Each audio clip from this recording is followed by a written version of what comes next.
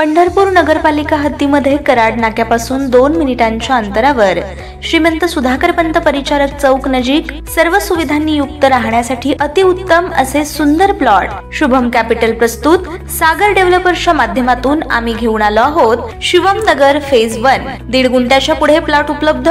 संपूर्ण प्लॉटिंगला तारेचे कंपाऊंड, प्रशस्त 30 फूट रुंदीचे रस्ते, स्ट्रीट लाईटची सोय, प्लांटेशन, बाकडे, प्लॉट डिमार्केशन। चला तर मग त्वरित बुक करा आपल्या हक्काचा प्लॉट। संपर्क कराड रोड पंतनगर शेजारी पंढरपूर। Mobile number 9763 037 257 8788 1517 39 84 82 91 99 99।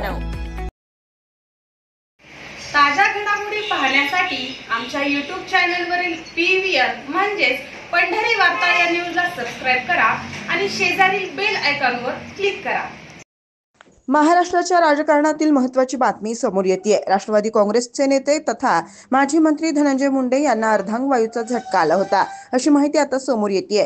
धनंजय मुंडे यांना अर्धांगवायूच्या झटक्यामुळे त्यांना बोलता येत नसल्याची माहिती आहे। राज्याचे सहकार मंत्री बाबासाहेब पाटील यांनी याबाबतची माहिती दिली आहे। बीडच्या कार्यक्रमाला धनंजय मुंडे गैरहजर राहिल्याच्या प्रश्नाला उत्तर देताना धनंजय मुंडे यांची तब्येत बरी नसून त्यांना बोलताही येत नसल्याचं त्यांनी सांगितलंय। धनंजय मुंडे यांना नुकताच बेल्स पाल्सीची लागण झाली होती, त्यातून ते बरे झाले होते। यानंतर धनंजय मुंडे नुकतेच परळीत कामाला देखील लागल्याचं पाहायला मिळालं होतं। यानंतर आता धनंजय मुंडे यांना अर्धांगवायूचा झटका आला, त्यामुळे त्यांना बोलता येत नसल्याचं बाबासाहेब पाटील यांनी सांगितलंय।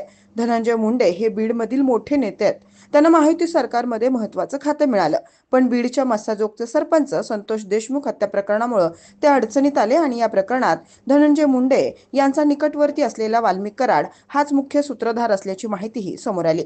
कराड यानं स्वतःहून सीआयडीकडे आत्मसमर्पण केलं होतं। यानंतर सीआयडीनं या प्रकरणाचा तपास केला असता तोच या प्रकरणात मुख्य सूत्रधार असल्याची माहिती समोर आली। या प्रकरणात सीआयडीनं वाल्मिक कराड यांच्यासह इतर आरोपींना देखील अटक करत जेलमध्ये टाकलंय। एकीकडे आरोपांच्या फैऱ्या झडत होत्या, तर दुसरीकडे धनंजय मुंडे हे आजारी होते, त्यांच्या डोळ्यांवर शस्त्रक्रिया देखील करण्यात आली। भाजप आमदार सुरेश धस यांच्याकडून धनंजय मुंडे यांच्यावर आरोप केले जात होते, तसेच इतरांकडूनही आरोप केले जात होते, तर दुसरीकडे मुंडे हे आजारी देखील होते, त्यामुळे हे दुहेरी चक्रव्यूहात सापडले होते। मात्र धनंजय मुंडे यांनी याबाबत स्पष्टीकरण दिलं असून सहकार मंत्री बाबासाहेब पाटील यांनी केलेल्या एका विधानावरून मला अर्धांगवायू झाल्याचं वृत्त काही वाहिन्यांवर प्रसारित केलं जात आहे। मुळात मला बेल्स पाल्सी हा आजार 1.5 महिन्यांपूर्वी झालेला असून त्याचा परिणाम चेहऱ्यावर झाल्यानं अजूनही मला बोलायला त्रास होतो। बाबासाहेब पाटील यांची व माझी 2 दिवसांपूर्वी एका बैठकीत भेट झाली होती, त्यांनी माझ्याबद्दल काळजी व्यक्त केली, त्याबद्दल आभार। मात्र मला झालेला आजार हा अर्धांगवायू नसून बेल्स पाल्सी आहे व त्याचा व इतर काही वैद्यकीय बाबींचा त्रास अजूनही होतो असून बोलायला त्रास होतोय। मात्र नव्यानं मला कोणताही आजार झालेला नाही, असं धनंजय मुंडे यांनी आपल्या ट्विटमध्ये म्हटलंय।